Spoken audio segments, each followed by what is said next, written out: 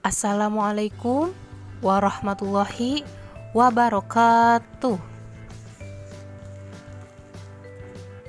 Selamat pagi teman-teman. Apa kabarnya hari ini? Alhamdulillah, subhanallah, tetap semangat, Allahu Akbar.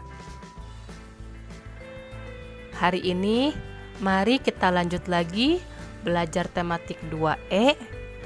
Pembahasannya masih di pembahasan subtema 3. Kita akan belajar pembelajaran 5 dan 6. Dimulai dari halaman 77 sampai halaman 85.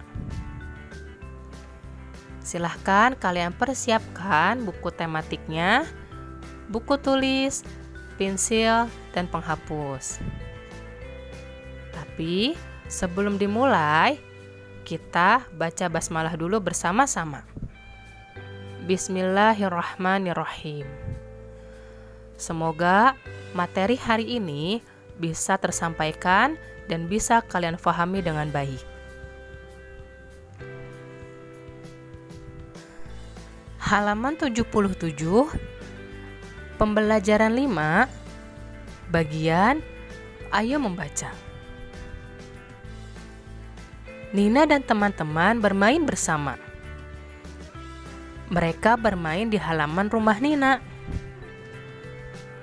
Bermain bersama merupakan pengalaman yang menyenangkan.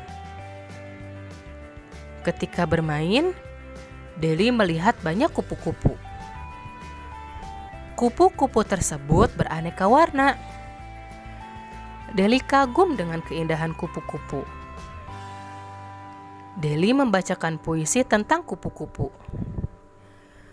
Berikut puisi yang dibacakan Deli. Di sini ada puisi yang berjudul Seperti Kupu. Puisi ini diambil dari syair dan lagu yang diciptakan oleh A.T. Mahmud. Seandainya aku seperti kupu, aku kan terbang kian kemari, hinggap di kembang yang wangi, berayun-ayun di ujung dahan, menari-nari tak henti. Oh senangnya hatiku, senangnya seperti kupu. Nah, puisi ini yang dibacakan oleh Deli berisi tentang kekaguman. Kekaguman itu artinya rasa takjub, rasa suka, atau rasa senang terhadap sesuatu. Nah, jadi ketika Deli membacakan puisi yang berjudul Seperti Kupu ini, Deli menggunakan suara atau intonasi yang menunjukkan rasa senang dan ekspresi wajahnya juga menunjukkan rasa senang. Deli harus mengekspresikan wajahnya ketika membaca puisi ini penuh dengan senyuman karena tentang kekaguman. Nah, itu untuk halaman 77. Sekarang buka halaman berikutnya. Halaman 78, bagian Ayo Membaca. Nina dan teman-teman bermain galasin. Mereka membagi kelompok. Pembagian kelompok dilakukan dengan adil. Mereka membagi kelompok dengan musyawarah. Musyawarah sesuai dengan sila keempat Pancasila. Tahukah kamu bunyi sila keempat Pancasila?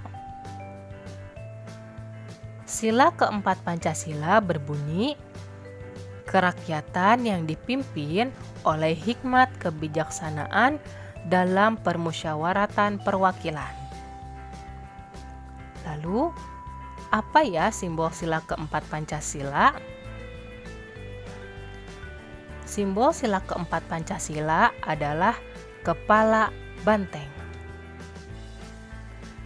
Di sini juga ada gambar contoh-contoh sikap yang sesuai dengan sila keempat Pancasila. Gambar yang pertama, musyawarah pemilihan ketua kelas. Ketika kita ingin memilih siapa yang akan menjadi ketua kelas, kita harus bermusyawarah dulu. Bermusyawarah dengan ibu atau bapak guru dan dengan teman-teman sekelas kita. Lalu gambar yang kedua, musyawarah keluarga menentukan tempat berlibur. Ketika kita berencana untuk pergi berlibur bersama keluarga, nah kita harus berdiskusi dulu, bermusyawarah dulu dengan ayah, dengan ibu, dengan kakak, dan dengan adik. Berdiskusi menentukan tempat mana yang akan kalian kunjungi berlibur bersama keluarga. Lalu gambar yang ketiga, musyawarah menentukan jenis sumbangan untuk korban bencana alam. Nah, di sini ada Nina dan teman-temannya sedang berdiskusi, sedang bermusyawarah menentukan jenis sumbangan apa yang akan diberikan untuk para korban bencana alam. Jadi, contoh sikap dari sila keempat Pancasila yaitu bermusyawarah. Bermusyawarah itu bertujuan untuk mengambil keputusan bersama supaya adil. Lalu kita langsung ke halaman 80 ya, karena halaman 79 itu adalah pelajaran PJOK.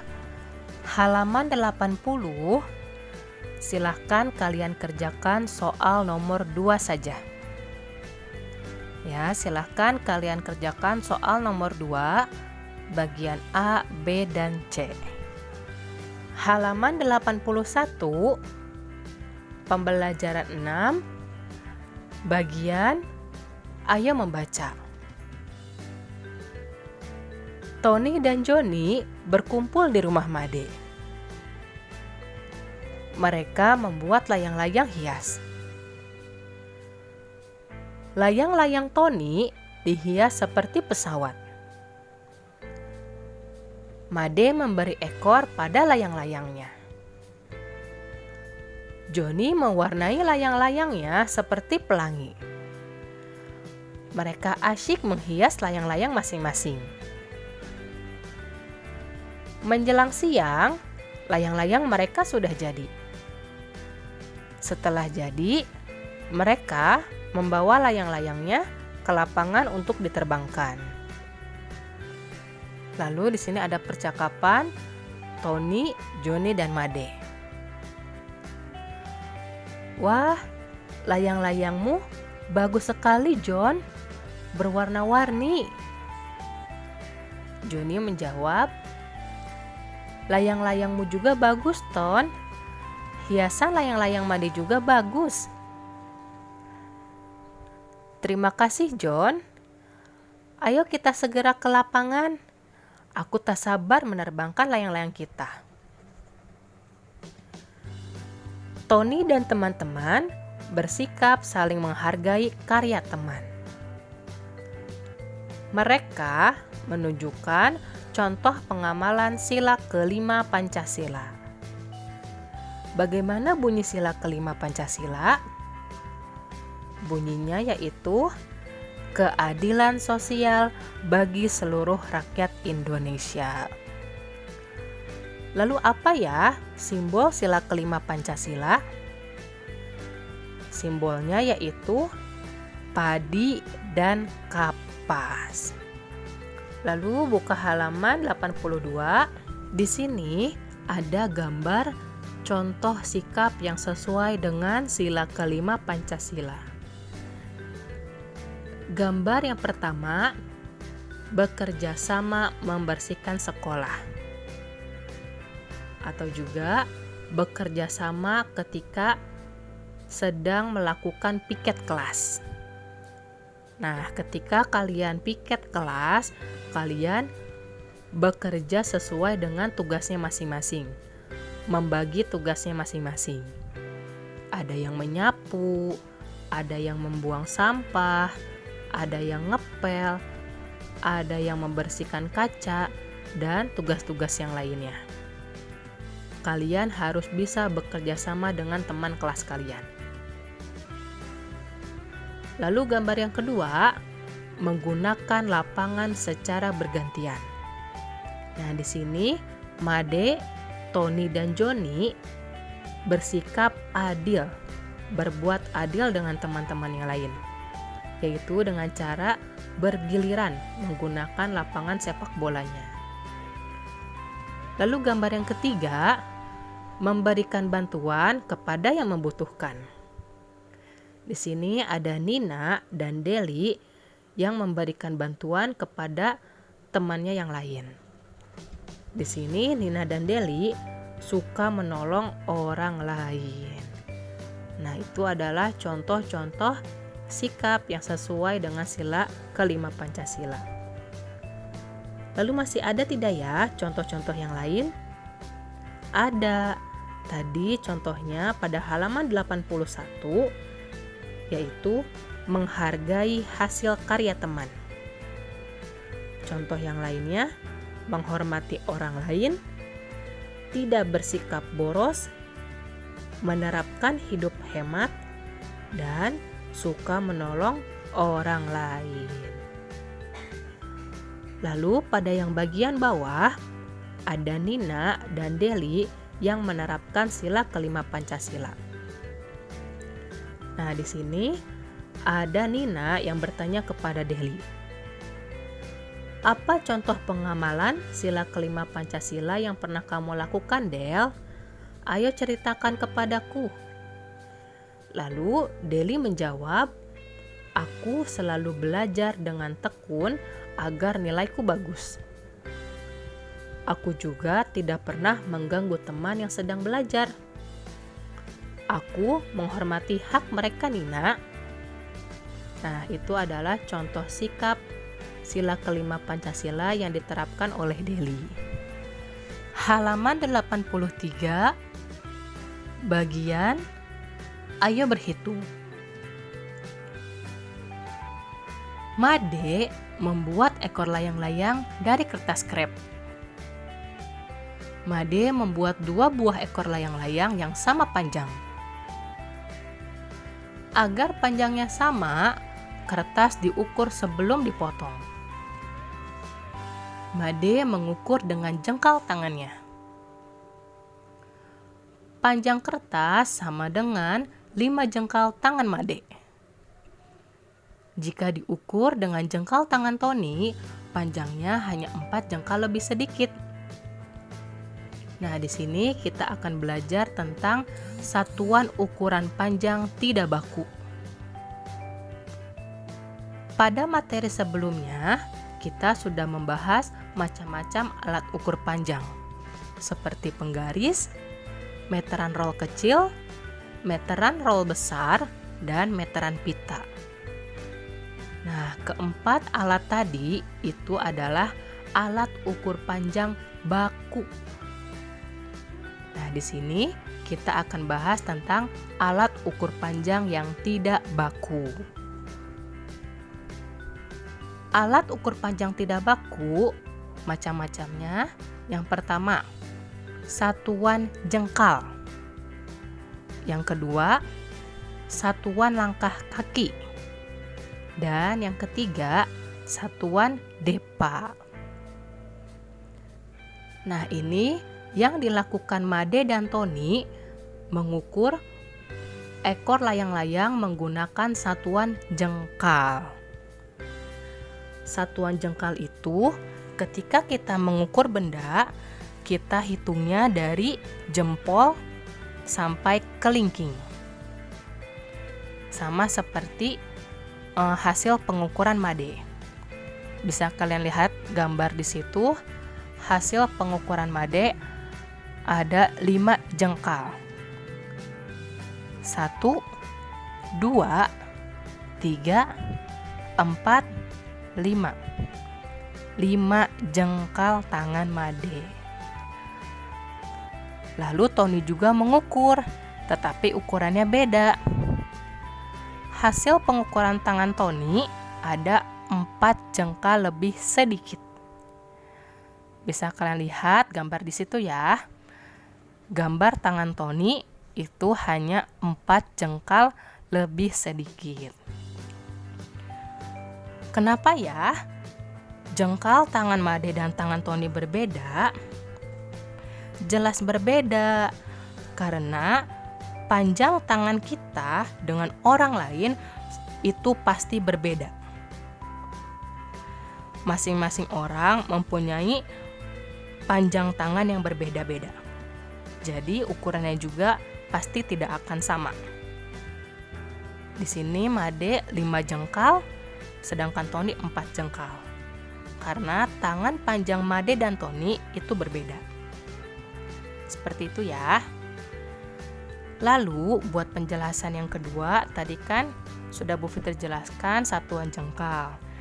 Sekarang ada 2 lagi, satuan langkah kaki dan satuan depa. Satuan langkah kaki, ketika kita mengukur benda menggunakan satuan langkah kaki, itu dihitungnya sesuai dengan langkah kaki kita. Sedangkan ketika kita mengukur panjang benda menggunakan satuan depa, yaitu kita rentangkan kedua tangan kita, lalu kita menghitungnya dari ujung jari tangan kanan sampai ujung jari tangan kiri. Bu Fitri ulangi, satuan depa, cara menghitungnya yaitu kita rentangkan dulu kedua tangan kita, lalu dihitungnya dari ujung jari tangan kanan sampai ujung jari tangan kiri. Seperti itu. Terus di bawahnya di sini ada tabel. Tuliskan hasil pengukuranmu pada tabel berikut. Di sini mengukur benda menggunakan satuan jengkal, satuan langkah kaki, dan satuan depa. Silahkan kalian hitung 3 benda. Benda apa saja yang bisa kalian hitung menggunakan jengkal, langkah kaki, dan depa. Halaman 84, bagian Ayo Membaca. Tony, Johnny, dan Made menerbangkan layang-layang mereka. Angin berhembus sepoi-sepoi.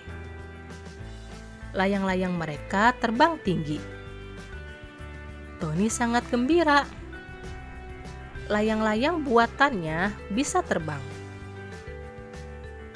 Tony membuat puisi untuk mengungkapkan kegembiraannya. Nah, di sini sudah jelas ya, Tony membuat puisi untuk mengungkapkan kegembiraannya. Berarti saat Tony membacakan puisinya, Tony menunjukkan ekspresi wajah rasa senang. Harus dengan senyuman ketika membaca puisinya. Di sini judul puisi Tony yaitu Layang-layang. Layang-layangku melayang di atas tanah lapang, bergoyang ke kanan dan ke kiri, dibawa angin dan tarikan tangan. Layang-layangku terbang ke awan, terbang semakin jauh. Kubawa kau berlari, tak peduli peluh membasahi tubuh. Nah, itu adalah isi puisi yang dibuatkan oleh Tony. Lalu kalian buka halaman berikutnya. Halaman 85, silakan kalian kerjakan soal nomor 1 saja. Kalian kerjakan soal nomor 1 saja yang bagian A dan bagian B. Cukup sekian pembelajaran tematik hari ini. Silahkan kalian simak videonya, lalu kalian pahami materinya dengan baik. Jangan lupa kerjakan tugas-tugasnya. Wassalamualaikum warahmatullahi wabarakatuh.